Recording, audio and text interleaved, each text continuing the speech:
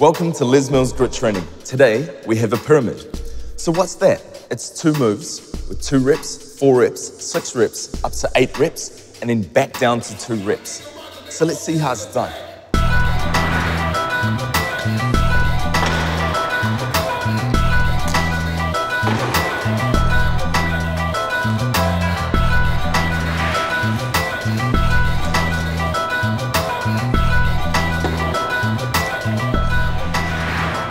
Up to 8 squat jumps with a walking inchworm and 8 push-ups and back down to 2.